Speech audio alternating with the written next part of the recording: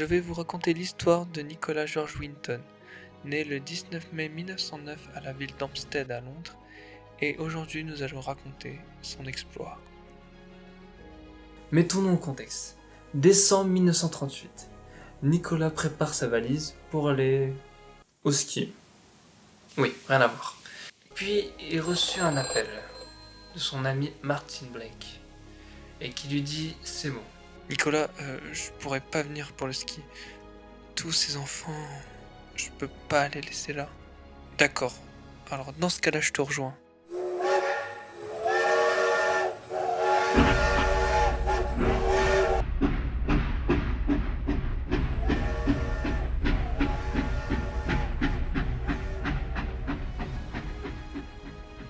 Dans les camps de réfugiés à Prague, Nicolas voit tous ses enfants affamés, dans le froid, mais surtout bloqués. Toutes ces personnes dans ces camps seraient d'éventuelles victimes. De plus, les parents partis devant la chambre d'hôtel de Nicolas, ils le supplient d'aider leurs enfants par n'importe quel moyen. C'est ainsi que l'opération Kindertransport commence. Pour commencer, tous les enfants devaient être répertoriés avec leur nom, prénom et une photo d'eux, ainsi que de leur famille. Les passeports tamponnés par l'État, une famille d'accueil temporaire, 50 livres pour un éventuel retour qui est un équivalent actuel de 4000$, mais surtout de la chance. Tout d'abord, Nicolas veut trouver de l'aide, du soutien quelque part. Quelqu'un, n'importe qui peut l'aider. Il écrit des lettres pour demander à n'importe quelle aide. Il envoie même à la Maison Blanche, à Franklin D. Roosevelt, s'il peut l'aider. Et quelques semaines plus tard, enfin une réponse positive de l'American Embassy qui serait d'accord pour l'aider. Tout d'abord, ça venait d'aide de l'État. Puis s'ajoute dans le futur de dons. Donc tout alla pour le mieux. Et les passeports étaient tamponnés par l'État anglais. Donc toutes ces étapes étaient remplies.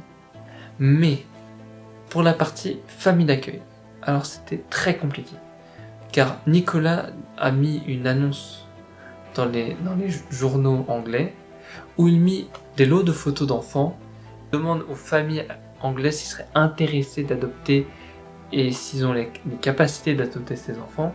Et quand il y avait une famille qui était intéressée, ils appelaient le numéro qui était inscrit dessus pour rencontrer Nicolas ou des membres de l'opération, pour voir si les familles étaient aptes et surtout avec des capacités et surtout avec un bon profil psychologique pour s'occuper d'enfants et pour pas que les enfants soient dans des mauvaises familles. Quand enfin toutes les conditions étaient remplies, les 50 livres, l'aide, les familles d'accueil, les passeports, quand tout était rempli, le tout premier lot d'enfants qui a de l'opération Kindertransport pour Londres commence. Au jour de départ, les familles et les enfants étaient en pleurs de se séparer. Mais le plus dur arrive. Dans le trajet du train, il y avait un arrêt obligatoire où ils devaient traverser. Oui, cet arrêt est inéchappable. Des soldats alors vérifient l'intérieur des trains pour vérifier que rien n'est anormal. Après ce dur arrêt, tout se passa pour le mieux. Ils prirent le bateau pour aller à Londres et... La première arrivée des enfants de l'opération Kindertransport, une joie pour ses enfants, mais Nicolas à cette réussite. Nicolas n'était pas réjoui. Pour lui, la fin de ces opérations sera quand tous ses enfants seraient sauvés. L'opération continue, mais avec énormément de difficultés. L'avancée des nazis se rapprochait à petit feu. Nicolas et ses équipes accélèrent la cadence, malgré une situation encore plus compliquée. Pour Nicolas et ses équipes, tous les moyens étaient bons pour sauver ses enfants. Des faux passeports, des documents modifiés, des pots de vin, et l'argent venait de plus en plus de la poche des bénévoles. Mais malgré cette situation, après 3, 4, 5, 6, 7, 8 trains desservis, le 1er septembre 1939, le 9e train n'arrivera jamais à bon port. Par les événements de la Seconde Guerre mondiale.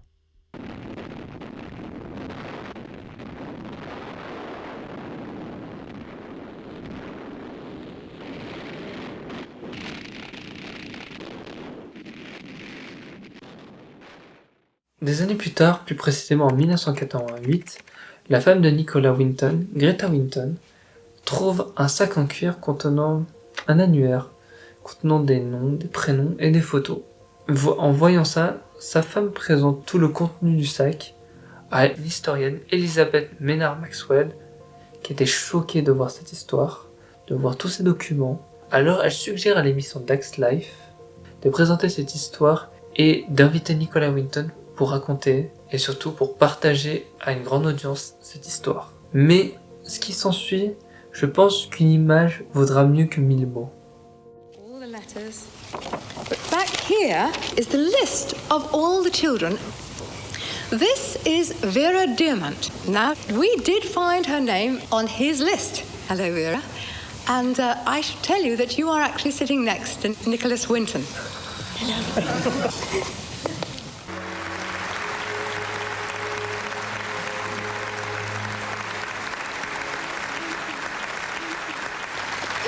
Is there anyone in our audience tonight who owes their life to Nicholas Winton? If so, could you stand up, please?